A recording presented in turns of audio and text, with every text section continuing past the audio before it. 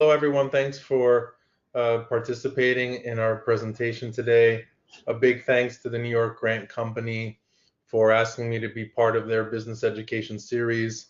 And what New York Grant Company does really is in line with what we do at SMA, which is mostly focusing on what I call outside-in immigration, so helping people with ideas, investment capital, or existing businesses to launch operations here as a platform for whatever dream they have here to do business in the US.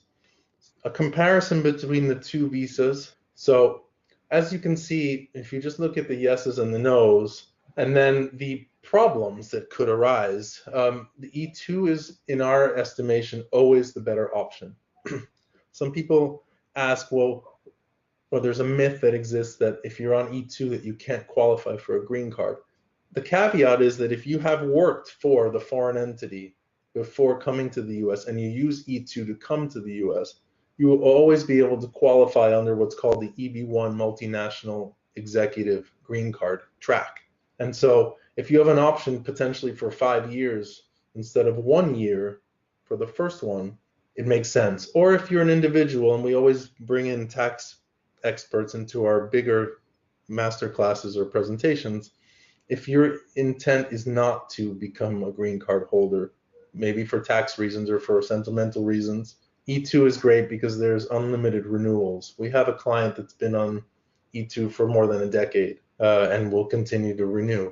The last thing, and this is not on our list here and not on the chart, is that in practice, the Trump administration is cracking down on L1 petitions through Immigration Service, whereas E2 petitions are generally processed directly at the US embassies and consulates, and so there is less analysis, there's less of a political angle in terms of denying the politics of the embassies is to foment the relationships between the two countries.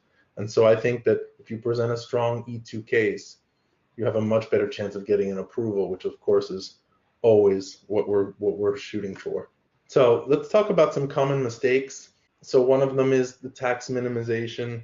If you have 16 BVs and Cayman Island Corps and lots of different companies in the mix in terms of ownership, it can send a signal that you're not going to be paying a lot of taxes.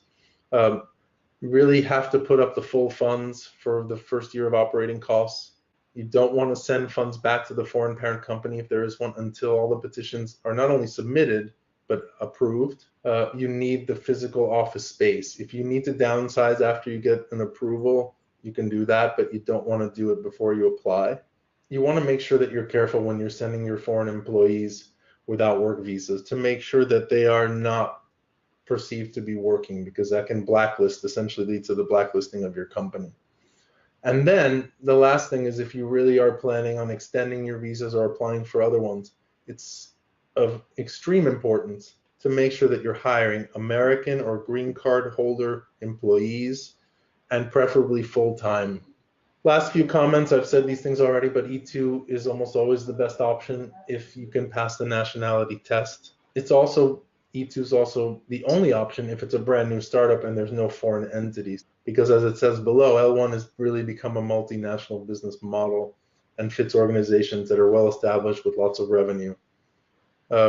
Lastly, it's important to take time to make sure all these preliminary steps are taken. You don't want to apply for a visa until you're completely ready.